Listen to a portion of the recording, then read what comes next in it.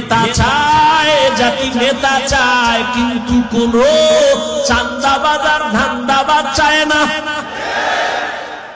বর্তমান বাংলাদেশে হুজুরেরা চেয়ারম্যান আছে জানেননি?